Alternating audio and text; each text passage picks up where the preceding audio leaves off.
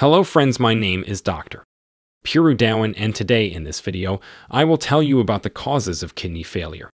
Generally, when we see that the level of creatinine is increasing in a patient, they consider it a kidney failure without knowing its main cause. And since a kidney never fails without a reason, it gets more important to understand its causes in order to start the right treatment. On the basis of causes of kidney failure, there is a classification of CKD, chronic kidney disease. Let's suppose the kidney is failing just because of high BP. This condition is known as ischemic nephropathy or hypertensive nephropathy. And if the kidney is failing just because of a high sugar level in your blood, that condition is known as diabetic nephropathy. So to control the level of creatinine in a kidney failure patient, we have to work on the cause of the kidney failure first. Because once this cause of the kidney failure comes under control, the level of creatinine stop increasing, then only we can bring down the level of creatinine and urea in a patient. So let's start the video and try to understand the different causes of kidney failure and its classification. 40% of cases of kidney failure are caused by high BP, and another 40% of cases of kidney failure are caused by high sugar levels, which means diabetes, which means 80% of all cases of kidney failure are caused by either diabetes or hypertension.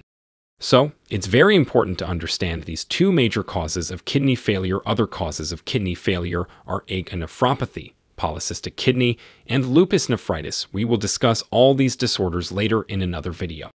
So, let's start with hypertensive nephropathy. When the level of blood pressure remains high for a longer period, it may cause kidney damage, and now the question arises of why this happens. When your BP is high, that means the blood which is entering the kidney for filtration also comes with high pressure, and because of this pressure, there is its impact on the small and delicate blood vessels. Because this impact happens each and every second when your heart beats, the cells which make these blood vessels start changing and become hard and thick so that they can take the impact of BP and survive. But during this process, the lumen size of these blood vessels also decreases.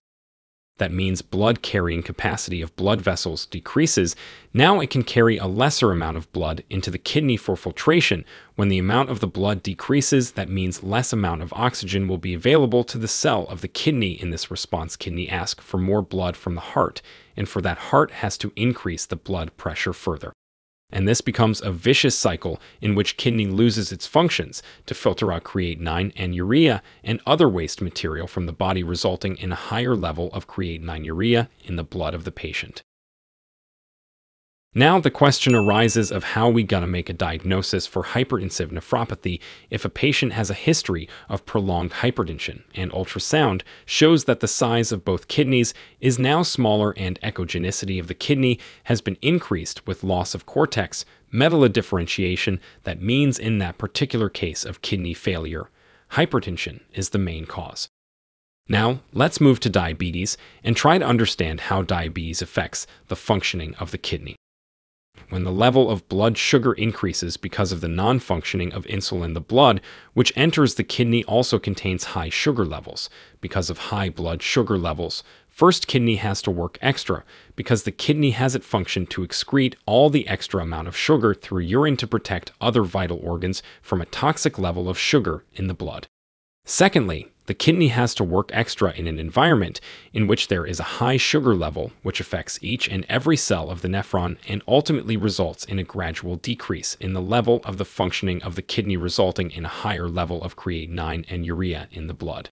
If a patient with diabetes also has hypertension, in those cases, kidney takes double damage and loses its function rapidly. Again, the question arises of how we going to diagnose that diabetes is the main culprit of kidney failure in a particular case.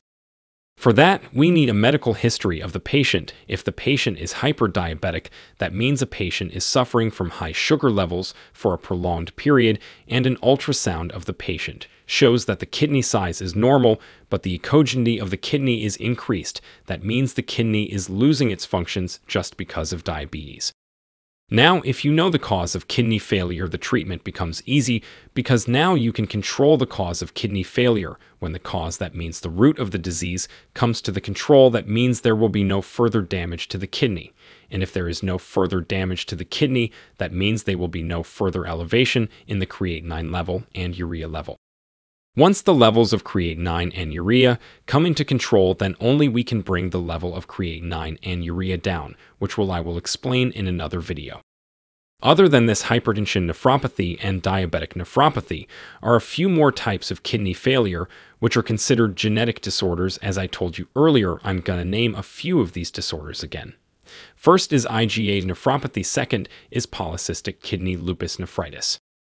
If you are a patient with one of these disorders, I will make a separate video to explain how your kidney got damaged because of these disorders. But for now, I hope you have understood what are the major causes of kidney failure and how they damage the kidney.